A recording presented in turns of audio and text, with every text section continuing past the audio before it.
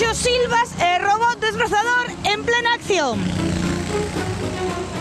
Pepe de Portal Norte, que eres o dono desta máquina, podemos chamar robot desbrozador ou ten outro nome? Robot desbrozadora vale perfectamente. Estamos mirando o nombre a ver que nombre bautizamos, pero robot desbrozadora válenos polo momento. Está casi de estreno, non? Sí, levamos traballando con el, nada, un mesico e pico. E como soubeche desde estes robots? Un día meu socio veu esta máquina nunha exposición en Santiago, empezamos a investigar e dixemos, pues é un moi bon invento. E invertimos e aí estamos traballando. Porque isto vale bastante, non? Vale bastante, sí. Penso que está en 43.000 euros. Isto digamos que é un Ferrari. Isto está fabricado en Italia, diseñado en Italia, traballa moi rápido. Unha das cousas máis versátiles que ten é o traslado. Nosotros metémola no noso remolque e coa furgoneta, pois, poñémonos en calquer sitio. Xa quitamos moitos dos problemas que, por exemplo, podería ter un tractor con desbrozadora de cadenas, por exemplo. Bueno, e chega a onde o trator non pode chegar. Nestes montes de 4 eucaliptos e pouco máis, pois, un tractor é imposible que entre. O tractor ten moitas vantaxes, pero tamén ten inconvenientes, igual que ten o noso tamén.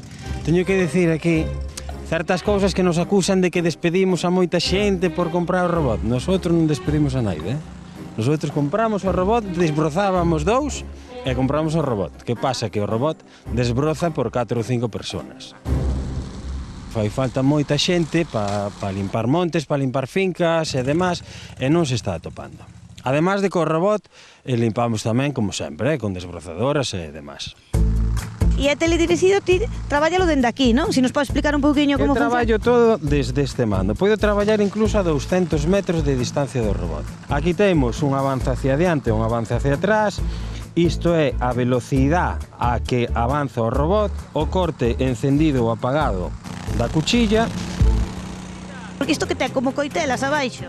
Iso leva unha cuchilla central e leva 2 cuchillas flotantes nos lados. Podemos variar a velocidade de corte, podemos facer que non corte e ande solo, podemos regular a altura de corte desde 5 centímetros hasta 15 centímetros. Pendentes pode chegar a traballar hasta 45 graus de pendiente.